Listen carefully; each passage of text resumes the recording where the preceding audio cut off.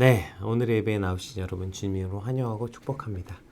제가 오늘 아침에 일찍 회의가 잡혀 있어서 오늘의 예배는 이렇게 녹화로 진행된다는 점 알려드리면서 우리 기도하심으로 오늘의 예배를 시작하겠습니다. 하나님, 오늘도 오늘의 말씀을 주셔서 감사합니다. 주께 주신 이 말씀이 우리 안에 얼마나 기쁘고 귀한 것인지 날마다 더 깨닫게 하시고 무엇보다 이 말씀을 사랑하고 사모하는 마음을 주시옵소서. 오늘 우리가 그렇게 이 말씀을 사랑하고 사모할 때 그 말씀이 비단 어떤 개념으로 존재하는 것이 아니라 우리 삶에 온전히 열매 맺는 삶의 예배가 되어지게 하여 주시옵소서. 감사합니다. 예수님 이름으로 기도드립니다. 아멘. 네, 오늘 우리에게 주신 하나님의 말씀은 시편 50편 16절에서 23절까지 말씀입니다. 악인에게는 하나님이 이르시되 내가 어찌하여 내 율례를 전하며 내 언약을 내 입에 두느냐. 내가 교훈을 미워하고 내 말을 내 뒤로 던지며 도둑을 본즉 그와 연합하고 간음하는 자들과 동료가 되며 내 입을 악에게 내어주고 내 혀로 거짓을 꾸미며 앉아서 내 형제를 공박하며 내 어머니의 아들을 비방하는도다. 내가 이 일을 행하여도 내가 잠잠하였더니 내가 나를 너와 같은 줄로 생각하였도다. 그러나 내가 너를 책망하여 내 죄를 내 눈앞에 낱낱이 드러내리라 하시는도다. 하나님을 잊어버린 너희여, 이제 이를 생각하라. 그렇지 아니하면 내가 너희를 찢으리니 건질 자가 없으리라.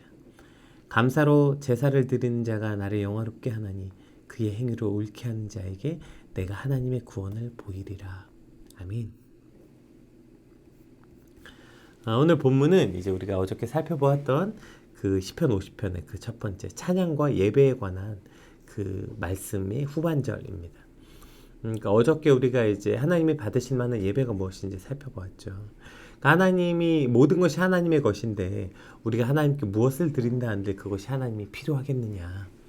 따라서 오늘 우리가 오로지 드릴 것은 감사한 뿐이다. 감사의 예배뿐이다. 이것이 이제 우리 어저께 예배였다면 그렇게 온전한 감사의 예배를 하나님께 드리지 못할 때 그럼 우리 예배는 어떻게 되어지는가? 이것이 이제 오늘 본문의 말씀이라고 할 수 있겠습니다. 우리 16절 말씀 읽어볼게요. 악인에게는 하나님이 이르시되 내가 어찌하여 내 율례를 전하며 내 언약을 내 입에 두느냐? 이렇게 시작하고 있습니다.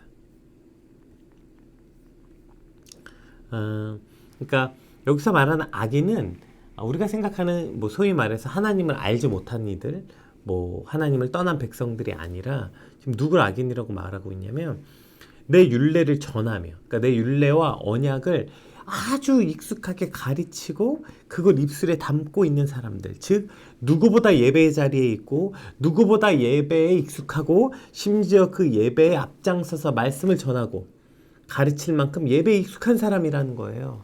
그런 사람들이 그 하나님의 율법과 하나님의 율례와 하나님의 언약을 왜곡해서 자신의 목적을 따라 사용하는 이들에게 너희가 오늘 악인이다 이렇게 말하고 있는 거예요. 여러분, 이것이 사실 얼마나 두려운 말씀입니까? 제가 이단에 대해서 말할 때 종종 이제 사용하는 말이죠. 얼마나 많은 이단들이 있어요. 우리나라에 예수가 몇 명이라던데 내가 예수님이다, 내가 성령님이다, 내가 하나님이다, 이런 이단들 많이 있잖아요. 물론 그들로 여러 골치 아픈 일들이 있지만 그래도 자기가 누구다라고 말하는 저런 이단들은 티가 나죠. 어째저째 티가 다 나요. 문제는 뭐냐면 그 입에 율례와 언약이 있어요. 말은 그럴싸해요. 그런데 그걸 가지고 그 하나님의 율례와 언약을 자신의 욕심과 욕망을 위해서 사용하게 될 때 그것이야말로 진짜 티가 안 나죠. 그래서 그것이 다른 복음, 제일 무서운 이단이 되는 거. 이단이 뭐예요? 뭐죠? 끝이 다른 거. 다르리, 끝단, 끝이 다른 거. 다른 복음이 이단이잖아요. 그러니까 우리가 하나님의 율법을 가졌고 언약을 가졌지만 그걸 가지고 내 욕심과 욕망을 이용하는데 사용하면 우리도 다른 복음이 될 수밖에 없고 이것이야말로 티가 안 나는 가장 무서운 이단이죠. 오늘 본문은 우리에게 이와 같은 경고를 하고 있는 것입니다. 악인이 문제가 아니라는 거예요. 교회 안 다니고 예배를 모르는 사람이 문제가 아니라 누구보다 예배를 잘 알고 심지어 저 같은 목사, 그래서 말씀을 잘 알고 말씀을 가르치고 여호와의 율법을 알고 그 말씀에 누구보다 익숙하고 예배에 누구보다 익숙하지만 그러나 그 익숙한 예배와 말씀과 뭐 하나님의 뜻 같은 걸 가지고 자신의 욕심과 욕망을 위해서 사용하는 이들을 오늘 본문은 악인이라고 말하고 있습니다. 17절부터는 그 악인들이 구체적으로 어떠한 모습인가 이제 기록하고 있어요. 내가 교훈을 미워하고 내 말을 내 뒤로 던지면, 그러니까 자기의 욕심과 욕망을 위해서 그렇게 하나님의 율법과 이 율례를 자기 마음대로 해석한 이들의 삶이 저렇다는 거예요. 입술로는 말씀이 어쩌고 저쩌고 떠들지만 그들은 사실상 그 말씀을 미워하고 내 말을 뒤로 던지는 이들이다, 이렇게 기록하고 있는 거죠. 여기서 이제 뒤로 던진다라는 이게 이제 샬라크라는 단어인데요. 버리다, 쫓아내다라는 뜻을 가졌어요. 근데 이게 그 용법을 보면 언제 그럼 이 단어를 사용했나 굉장히 강력합니다. 이게 주로 언제 사용했냐면 제사를 위해 짐승을 잡은 후에 그 뭐죠? 그 통 속에 있는 더러운 것들을 정해진 장소, 이제 제사 드리면 짐승 잡은데 그 안에 뭐 이제 부속물들이랑 많이 넣을 거 아니에요. 그걸 정해진 장소에 버릴 때, 그때 저 샬라크를 썼어요. 또 전쟁에서 패배한 군사들이 도망하기 위해서 불필요한 물품을 전부 다 버리고 도주할 때, 그때도 저 샬라크를 썼고요. 극악한 범죄자들을 하나님께서 그 땅에서 그냥 제거해 버리실 때, 그때도 저 샬라크라는 단어를 썼죠. 그러니까 지금 마치 하나님의 말씀을 어떻게 여기고 있는 거예요? 하나님의 말씀을 내 뒤로 던지며, 이 말은 하나님의 말씀을 마치 저렇게 짐승을 잡고 난 다음에 그 더럽고 역겨운 것 같이, 그렇게 무가치한 걸로, 그 뭐죠, 전쟁에서 패배한 군사들이 도망갈 때 불필요한 물품을 다 버리고 도망가는 그렇게 거추장스러운 것으로 여겼다는 거예요. 하나님의 말씀을 왜 이렇게 강력하게 지금 표현하는 걸까요? 왜냐하면 저들의 입술은 분명히 하나님의 율례와 언약을 말하고 있지만 정작 저들의 삶에서는 하나님의 말씀을 그냥 거추장스러운 것으로 여기고, 즉 안중에도 없이 분명히 입술은 그럴듯하고 그들의 입술로는 율법을 가르치고 뭐 별짓 다 하지만 정작 그들의 삶에서는 하나님의 말씀이 아무런 힘도 발휘하지 않고 있을 때, 그렇기 때문에 지금 오늘 본문은 그러한 이들의 예배의 모습을 저렇게 표현하고 있는 거죠. 그러니까 누구보다 예배에 익숙하지만 삶은 전혀 그 말씀과 상관없는, 이것을 뭐라고 말해요? 삶과 예배가 완전히 분리된 상태를 말하고 있는 거죠. 우리가 그래서 삶의 예배 말하잖아요. 여러분, 삶의 예배가 뭡니까? 삶의 예배가 뭘까요? 뭐 매일매일 데일리 예배를 드리고 이렇게 여러분 매일매일 아침에 오늘의 예배 드리면 이게 삶의 예배입니까? 여러분, 삶의 예배는 내가 예배를 통해 받은 말씀 한 절을 붙잡고 사는 게 삶의 예배예요. 그 말씀 한 절이 내 삶에 이루어지길 소망하고 그 말씀 한 절을 지키려고 몸부림치고, 그것이 삶의 예배라고요. 그래서 삶의 예배가 굉장히 뭔가 고상하고 우아하고 뭔가 이렇게 아름다운 클래식 음악 틀어놓고 커피 한 잔 떠놓고 말씀 보는 거, 약간 삶의 예배 같지 않으세요? 삶 속에서 내가 드리는 예배. 이런 게 삶의 예배가 아니고, 삶의 예배는요, 그래서 완전 치열한 거예요. 그 투쟁과 뭐 이런 연속이에요. 전쟁의 연속이라고요. 말씀 한 줄을 내 삶에서 지켜내려고 그냥 온 힘을 다하고 피가 튀는 전쟁을 치르는 거, 이게 삶의 예배라고요. 그래서 삶의 예배는 치열한 전쟁터예요. 여러분, 우리의 입술에 율례가 있고 율법이 있는 거 아니에요? 예. 그래서 오늘 내가 오늘 받은 은혜를 나누고 간증하고 나는 오늘 말씀에 뭘 깨달았어 말하는 거 아니에요? 그러려면 그 말씀이 내 삶에 온전히 일어나길 위해서 온 힘을 다해야 되는 거. 이것이 곧 삶의 예배라고요. 하나님의 말씀을 뒤로 던지는 게 아니라 그 말씀을 내 가장 앞에 두고 살아가는 것. 그 말씀 한 절이라도 우리 삶에 있게 하는 것. 이것이 바로 삶의 예배인 것입니다. 그래서 이제 그런 얘기 많이 하죠. 여러분, 설교의 능력이 있는 게 아니라 능력은 하나님의 말씀에 있다고 있잖아요. 제가 오늘 그래서 좀 길지만 시편 114편의 말씀을 사실 전체를 다 읽으면 좋은데 이게 100절도 넘어요. 그래서 조금씩 잘라서 보는데 잘라도 이게 수십 절이거든요. 그래도 한번 읽어볼게요. 우리 시편 114편의 말씀을 여러분과 좀 같이 살펴봤으면 좋겠습니다. 시편 114편 말씀인데요.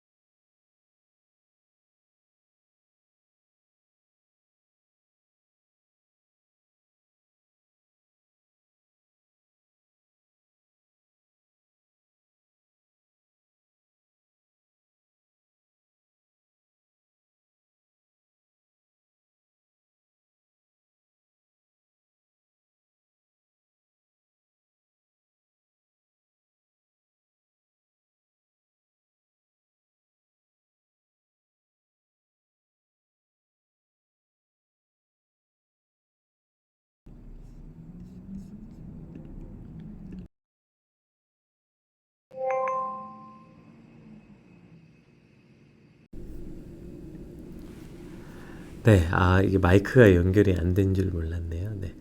요 16절까지, 네, 6절까지 읽었는데요. 여기 16절까지는 눈으로 한번, 네, 읽어봐 주시면, 네, 쭉 읽은 거니까, 네, 쭉 읽어봐 주시면 감사할 것 같습니다. 지금 우리가 본 것처럼 시편 기자는 지금 이 하나님의 이 말씀, 그 율례를 지키기 위해서 그가 얼마나 마음을 쓰고 있는지 지금 느껴지죠. 내가 특별히 주의 율례를 기뻐하며 주의 말씀을 잊지 않겠습니다. 어떻게 내가 젊은이가 어떻게 인생을 깨끗하게 살 수 있겠습니까? 오직 주님의 말씀을 지키는 그 길뿐입니다. 지금 이러한 어떤 시편 기자의 마음들이 오늘 우리에게 잘 전달되는 것 같아요. 우리 마저 계속 읽어볼게요. 아까 이제 눈으로 읽으셨으니까 47절부터 57절까지 우리 10절 말씀 우리 한 번 더 읽어볼게요. 이번엔 목소리로 같이 읽어볼게요. 주님의 계명들을 내가 사랑하기에 그것이 나의 기쁨이 됩니다.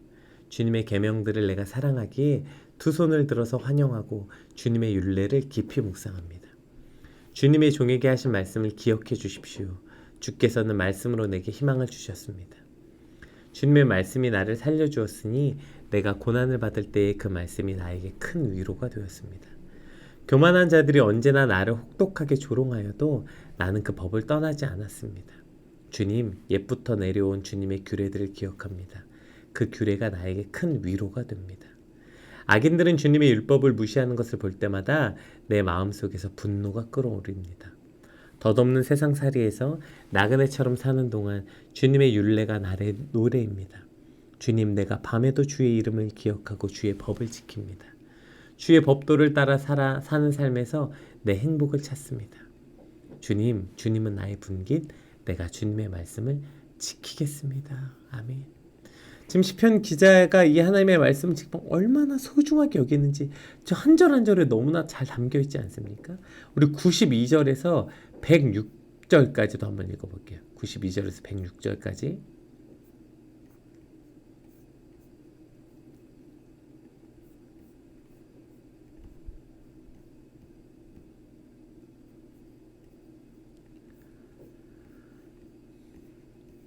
주님의 법을 내 기쁨으로 삼지 아니하였다면 나는 고난을 이기지 못하고 망하고 말았을 것입니다. 주님께서 주님의 법도로 나를 살려주셨으니 나는 영원토록 그 법도를 잊지 않겠습니다. 나는 주님의 것이니 나를 구원하여 주십시오. 나는 열심히 주님의 법도를 따랐습니다. 악인들은 내가 망하기를 간절히 바라지만 나는 주님의 교훈을 깊이 깊이 명심하겠습니다. 아무리 완전한 것이라도 모두 한계가 있다는 것을 알았습니다. 그러나 주님의 계명은 완전합니다. 내가 주님의 법을 얼마나 사랑하는지 온종일 그것만을 깊이 생각합니다.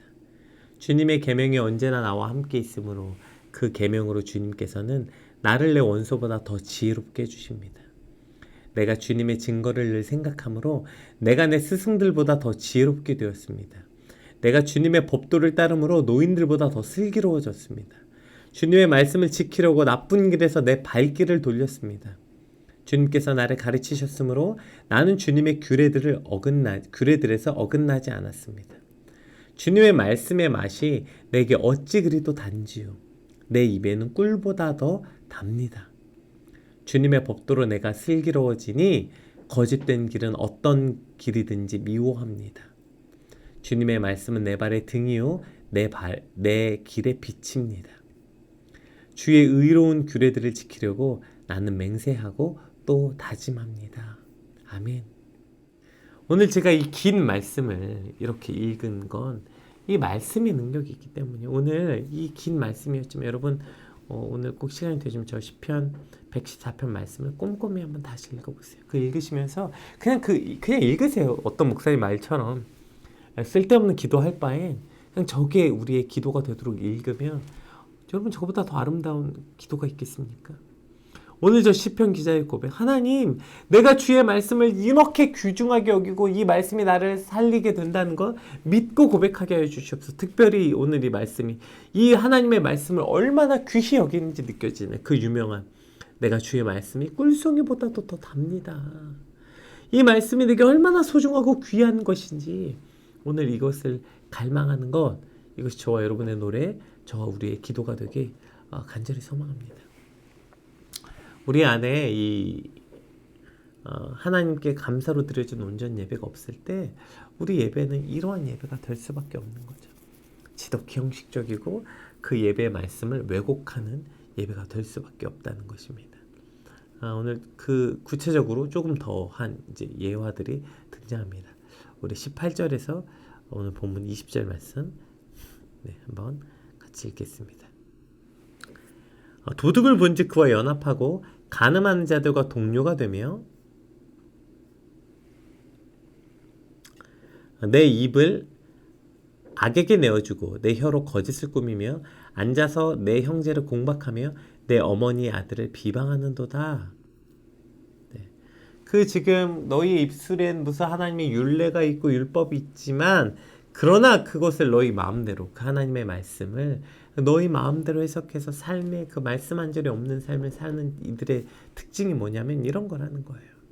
그들이 도둑과 간음하는 자, 또 악한 입술로 말하고 또 다른 이들을 비방하는 삶, 이것이 삶의 예배, 예배와 삶이 분리될 때 우리 안에 이루어지는 전형적인 모습이라는 거죠. 그냥 도둑질하고, 도둑이 뭐예요? 탐심, 간음하고 또 악한 입술, 거짓말을 하고 또 형제들을 비방하고 이렇게 된다는 것입니다. 오늘 이런 모습 중에 우리가 이 간음에 대해서 한번 생각해 보려고 해요. 간음. 우리가 성경 보다 보면 그 죄에 대해서 간음이라는 표현을 성경에서 굉장히 자주 사용하잖아요. 왜 간음이라고 할까? 특별히 호세아서에서는 간음한 고멜을 아내로 맞이하여서 이스라엘의 죄를 하나님께서 이제 보여주시기도 하잖아요. 왜 간음일까요? 여러분, 간음은 다른 죄랑 조금 달라요. 뭐가 다르냐면, 예를 들어 볼게요. 그러니까 도둑질이나 오늘 본문에 나온 도둑질, 거짓말, 험담, 이런 죄는 보세요. 죄를 짓는 그 사람을 더럽게 하고요. 피해자가 있어요. 피해자. 그쵸? 도둑질을 한 상대방이 있을 거 아니에요? 그 피해자에게 그 피해를 끼치는 행위죠. 예를 들어서 제가 도둑질을 했다 칩시다. 그럼 도둑질한 그 죄가 먼저 저에게 있고요. 그 다음에 도둑 맞은 사람이 피해자가 되는 거죠. 이해되시죠? 그러니까 도둑질을 한 죄가 내게 있고 그 상대방 대상자가 있다고요. 그 사람이 피해를 입는다고요. 그런데 간음은 전혀 다른 형태의 죄가 돼요. 그러니까 간음한 내가 더러워지는 것까지는 오케이. 그런데 간음한 대상자가 피해를 입는 게 아니라 누가 피해를 입어요? 여러분, 간음의 피해자가 누굽니까? 나를 가장 사랑해주고 믿어준 사람. 그러니까 결혼한 사람에게 간음은 무슨 죄가 되는 거예요? 상대방에게 죄가 아니라 집에서 나를 사랑해주고 나를 믿어주고 기다려주기는 아내와 남편에게 짓는 죄가 간음 아닙니까? 이게 이상한 구조예요. 그러니까 피해 대상자가 누가 되는 거냐면 그 도둑질을 한 사람이 대상자가 되는 게 아니라 나랑 가장 가까이 있어서 오히려 나를 가장 사랑해주고 믿어준 사람이 피해를 입는 아주 이상한 몹쓸 구조를 가지고 있는 게 간음죄라고요. 그러니까 우리가 다른 죄는 도둑질하고 칩시다. 냅둬. 나 도둑질하다 나 감옥 갈게. 그까짓 거 피해 입은 사람한테 피해 보상해 줄게. 이런 죄거든요. 간음은 이렇게 해결이 안 돼요. 냅둬. 내가 죄 지으면 죄값을 내가 치르고. 내가 치르는 죄값이 아니에요. 그 누가 치러야 되냐면 내가 가장 나를 많이 사랑해주고 나를 믿어주고 나랑 가장 신뢰관계에 있는 내 아내와 남편, 가장 사랑하는 사람이 피해자가 된다고요. 그래서 하나님께 짓는 죄가 바로 이와 같은 간음에 해당하는 거예요. 우리가 그래서 어떤 죄를 지면 그 죄가 그저 내가 더러워지고 상대방에게 피해가 가는 것뿐 아니라 나를 가장 사랑해주고 믿어주셨던 우리의 영원한 신랑 되신 그분을 배신하고 상처 주는 행위, 그래서 우리의 죄를 간음이라고 말하는 것입니다. 그러기에 오늘 하나님께서 이렇게 말합니다. 우리의 삶의 예배가 사라져서 이렇게 끔찍한 삶의 예배는커녕 삶 가운데서의 죄악 가운데 있을 때 이렇게 말씀하시는 거예요. 21절 22절 내가 이 일을 행하여도 내가 잠잠하였더니 내가 나를 너와 같은 줄을 생각하였도다. 그러나 내가 너를 책망하여 내 죄를 내 눈앞에 낱낱이 드러내리라 하시는도다. 하나님을 잊어버린 너희여, 이제 이를 생각하라. 그렇지 아니하면 내가 너희를 찢으리니 건질 자가 없으리라. 아멘. 여러분 참 두려운 말씀이죠. 너희를 찢어서 완전 찢어버려서 건질 자가 없겠대요. 어떤 이들? 하나님을 잊어버린 너희요. 하나님을 잊어버린 너희요. 너희가 이 일을 행하여도 내가 잠잠하여, 너희가 그렇게 악을 행해도 내가 잠잠하였더니 내가 지금 너희와 같은 줄로 생각하느냐? 내가 너희 죄를 기억하지 못한다고 생각하느냐? 이렇게 얘기하는 거예요. 너희의 그 죄가 어떤 죄냐면, 너희의 죄는 단순히 너희를 더럽히는 죄가 아니라 그것은 너희를 사랑하고 믿어주고 여전히 너를 위해 그 독생자 아들을 내어주셨던 하나님을 향한 배신이며, 그것이 하나님을 향한 죄라고요. 하나님이 이렇게 진노하시고 분노하시는 거예요. 제가 그런 표현 종종 많이 쓰죠. 사랑은 그러니까 우리가 사랑할 때 가장 크게 한 실수 중에 하나가 이거거든. 내가 널 사랑한다는 말이 당신이 나를 막대해도 좋다는 뜻은 아닙니다. 이런 표현 제가 종종 쓰잖아요. 우리가 누군가를 사랑한다고 했을 때 그 사랑을, 나를 사랑해준 사람한테 너무 쉽게 막대하는 경향이 있거든요. 그러니까 내가 당신을 사랑한다는 말은 당신이 나를 막 함부로 대해도 좋다는 뜻은 아니에요. 구별할 수 있어야 되는데요. 근데 사실 이거야말로 오늘 우리가 하나님께 하는 일 아닙니까? 하나님이 우리를 사랑해 주셔서 또 참으시고 오래 참으셨다고 해서 우리가 하나님을 이렇게 막대해도 된다는 게 아니라고요. 하나님 냅두고 이렇게 수많은 간음을 저질러도 좋다는 뜻이 아니라고요. 하나님 그거 그대로 놔두지 않겠다고 말씀하시는 거예요. 그러니 어떻게 하래요?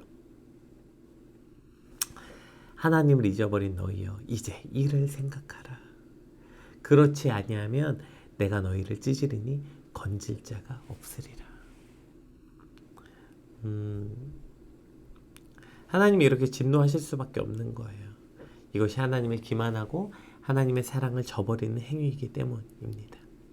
따라서 이 죄를 어떠한 형식과 형태로 국한짓는 게 아니라 우리가 죄를 생각할 때 반드시 하나님의 관계 속에서 이 죄를 바라봐야 돼요. 간음죄가 갖고 있는 가장 큰 특징이 뭐예요? 관계를 깨트리는 거예요.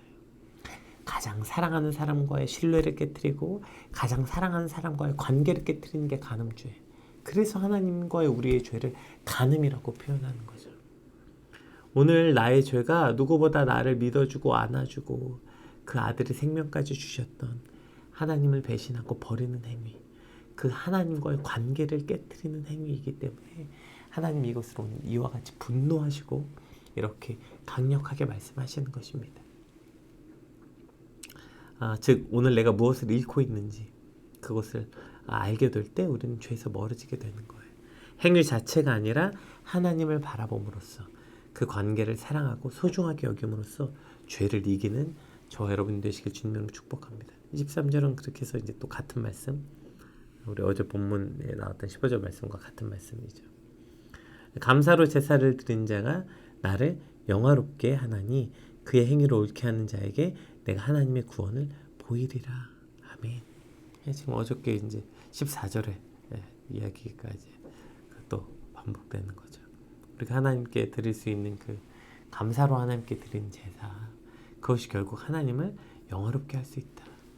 오늘 저와 여러분이 드리는 이 예배, 진정한 예배, 우리가 어저께 진정한 예배를 보았다면 오늘은 입술에는 율법과 율례가 있지만, 그래서 심지어 그걸 가지고 누굴 가르치기도 하지만, 그러나 그것이 얼마나 가증한 것이 되어서, 즉 입술로 몸은 예배를 드리지만 삶의 예배가 완전히 분리된 이들의 그 죄에 대해서 하나님이 오늘 말씀하고 있는 거죠. 따라서 오늘 저와 여러분의 삶의 예배가, 삶의 제사가 이러한 완전히 감사로 드리는 제사. 그래서 우리의 삶이 아름다운 예배가 되어 하나님을 영화롭게 하는 삶이 되게 해달라고 오늘 우리 간절히 기도하는 시간들이 되었으면 좋겠습니다. 하나님, 오늘 나의 삶에 말씀 한 절 놓고 살아가는 삶의 예배가 온전히 이루어지게 하여 주시옵소서.